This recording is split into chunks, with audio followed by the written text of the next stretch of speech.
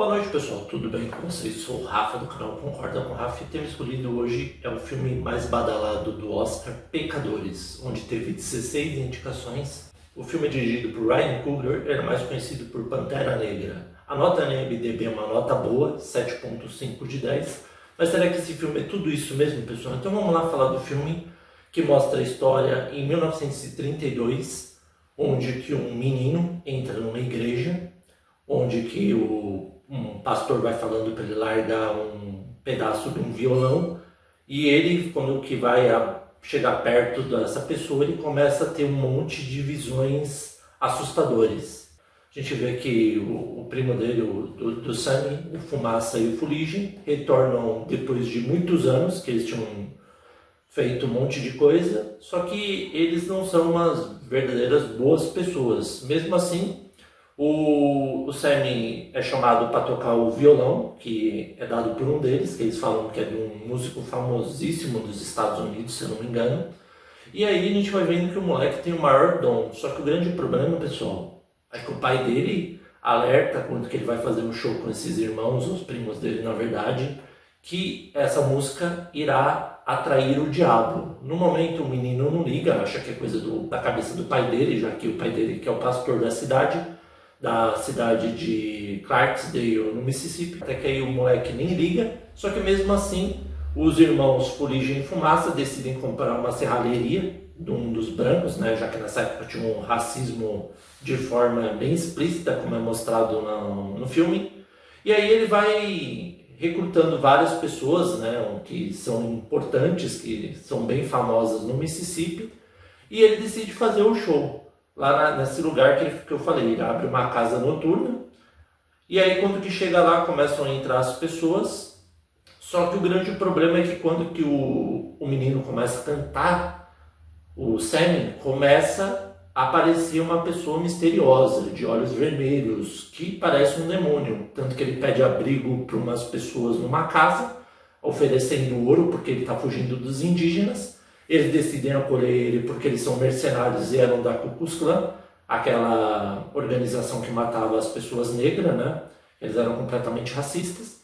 E aí o que acontece? Eles decidem, por ganância, deixar esse cara entrar, até que um dos indígenas chega e fala que eles fizeram a pior coisa, que jamais devia permitir que ele entrasse, que ele não é o que aparenta. Tanto que quando a mulher atende, ela vai atrás do marido dela, o Bert, e quando vê, ele está todo ensanguentado e vê que ele está possuído também.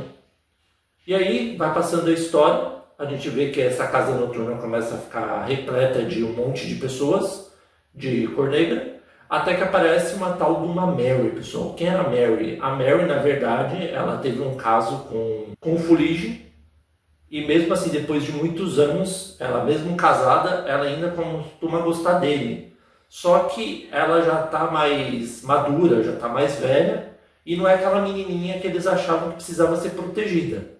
Tanto que tem uma parte lá que chega essas pessoas misteriosas, que estão agora os 3 possuídos, eles pedem se eles podem entrar. E aí tem um cara que é chamado de Brodemilho, que é o apelido dele porque ele trabalha na plantação, ele não permite. Só que, como que as pessoas são muito pobres dessa cidade, elas dão dinheiro que não vale realmente dinheiro, que são dinheiro que eles ganham trabalhando, o Fumaça e o Fuligem discutem e falam que vão demorar muito para recuperar esse dinheiro, porque eles estão sendo muito bonzinhos e não estão cobrando o preço ideal, eles estão querendo dinheiro real, né? Eles não querem um dinheiro que não pode usar. E aí a Mary tem ideia, junto com o Fuligem, de eles irem atrás dessas 3 pessoas e chamar eles para esse lugar. Porque eles são músicos também e eles falaram que eles querem se divertir, na verdade, e gastar dinheiro. Esse é o objetivo deles, que eles falam.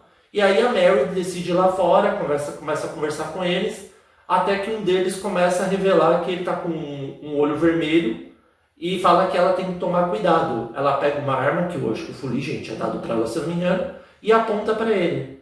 E aí quando ela aponta, ela acha que eles vão ter medo, que eles são, mesmo sendo monstros, eles vão ter medo de bala. Mas as coisas não são bem assim, porque a Mary comete o maior pecado, que quando ela vira de costas, um deles sai voando e ataca ela. E aí depois a gente vê que ela entra dentro do lugar, que ela pede permissão. Como eu disse, eles têm que pedir permissão, tá, pessoal? E aí quando ela entra, ela chaveca o Fuligem, e aí quando eles estão transando, o Fumaça pede pro Sam ir atrás do irmão dele, que eles precisam conversar. E aí quando que chega lá, a gente vê que ele tá todo mordido. O Fuligem fica revoltado, pega a arma, descarrega o pente na Mary. Ela sai correndo, fugindo e fala que eles vão morrer o mais rápido possível. Que hoje, não vai passar de hoje, que eles vão acabar morrendo. E aí, pessoal, vai continuando a história. E aí eles finalmente descobrem que eles não são demônios, literalmente. Eles são vampiros. Que eles estão lá à noite.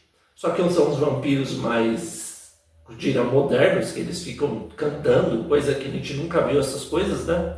No final das contas, eles são bons músicos.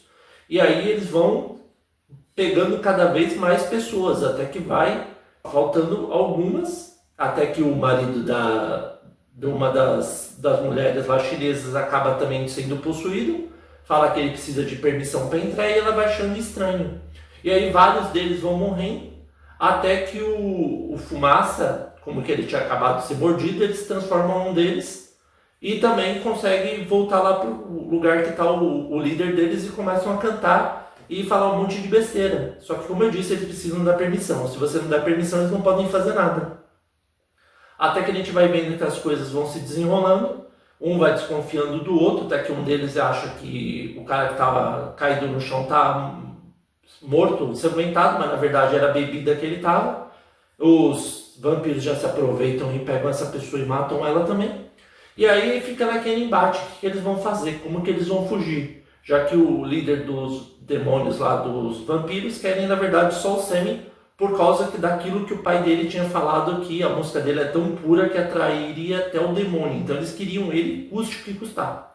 Só que o Fumaça, como que ele já perdeu o irmão, não interessa mais nada para ele. Além que ele tem a Ruth, que é uma antiga namorada dele também, que eles tiveram uma filha, acabaram perdendo. E aí do nada a chinesa fica revoltada, acho que a Li alguma coisa. Ela pede para eles entrarem, começa a maior guerra, a maior matança. Todos eles vão morrendo, até a Ruth, que acaba sendo mordida, e o Fumaça tem que matar ela. E aí começa o grande embate do Fumaça com o Fuligem, né? Que o Fuligem está transformado em vampiro. E aí eles vão brigando, enquanto isso eles vão abrindo caminho para o pastorzinho fugir. Que ele fala, corra o mais rápido possível, porque quando que amanhecer eles vão morrer todos. E aí quando ele está correndo, o vampirão lá não desiste, pega ele pelo pescoço e coloca a garra na cara dele e fala que ele vai aproveitar ao máximo ele. Só que o grande problema é que ele esperou tanto tempo que o menino pegou o violão, deu uma porrada na cabeça dele, que ele ficou preso com uma placa de metal aqui. E aí, para ajudar ainda, a gente vê que o dia começa a amanhecer. Quando o dia começa a amanhecer, a gente vê que todos os vampiros acabam sendo mortos, pessoal. É o que a gente acha. Aí o Fumaça ainda descobriu através do líder dos demônios, dos vampiros, que aquele lugar que ele tinha comprado, na verdade, era um matadouro de negros, pessoal. Onde que o Hogwood, que vendeu a serralheria para eles, ele era o dono da Ku Klux Klan. E aí quando ele descobre isso, ele decide fazer o que, pessoal? Ir lá e fuzilar todas essas pessoas da Ku Klux Klan. E quando eles chegam lá, ele pega aquelas metralhadoras que ele tinha conseguido, fuzila todos eles, até que o Hogwood consegue ainda dar um tiro nele.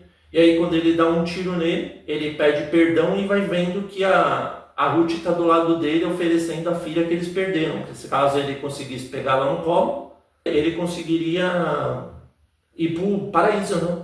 E aí ele decide fazer isso, só que antes ele fuzila o Hogwood. Enquanto isso, a gente vai vendo que o pastorzinho conseguiu fugir, foi até o pai, e aí o pai, como no começo e o final da história, pede para ele largar a parte do violão.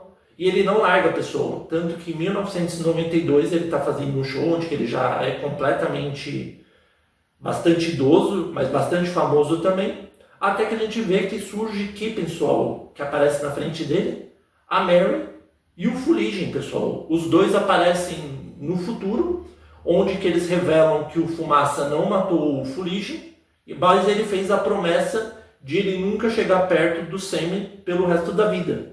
Tanto que ele oferece até um acordo para ele ser transformado em vampiro, que é um dos desejos do líder dos vampiros, e ele nega, ele mostra que ele reformou o violão que era dos pais dele, do Fumaça e do Fuligem, e aí ele se despede deles, porque ele já estava no término da vida deles, e termina dessa forma. Pessoal, vamos para o que eu gostei e o que eu não gostei. Esse filme realmente merece 16 indicações ao Oscar? Vai me desculpar, mas nunca esse filme merece. Por quê, pessoal? Não tem originalidade. Já teve vários filmes com histórias semelhantes. Um deles que eu posso citar para vocês é Um Drink no Inferno, que é de 1990 e pouco. A história é muito parecida. E também tem um outro que não é muito famoso, o tal do Crossroad, que é chamado de Encruzilhada, que é bem semelhante, onde que um cara que quer ser famoso, ele consegue pedir um desejo pro diabo e começa a se tornar famoso, e depois o diabo vem pedir as contas. Quanto à história do filme, a melhor coisa do filme realmente, na minha opinião, e merecidamente, é a atuação do Michael B. Jordan, que é mais famoso pelo Creed, Pantera Negra, né? Ele realmente atuou muito bem, sendo Fuligem e a Fumaça. A história não é muito interessante, é completamente previsível, ainda mais que a gente viu que o Fumaça foi completamente frouxo em não matar o irmão dele, mas pelo menos o irmão dele cumpriu com a palavra e não foi lá matar o Sam, deixou ele viver a vida inteira dele, tanto que eles se revelaram só em 92. As cenas do filme é mais musical do que tem ação mesmo. A gente vê assim que é um filme bem paradão, demora para embalar, mas eu acho que consegue assim passar um pouco de ano, né? 7.5 eu acho um exagero para esse filme, pessoal. Eu dou uma nota 6,5. E aí, vocês concordam ou não com o Rafa? Espero que vocês tenham gostado da análise. Novos inscritos, sejam bem-vindos, inscritos aí com esse filme aí. Se você gostou, curta @concorda com o Rafa no Facebook e no Instagram. Muito obrigado a todos, até a próxima.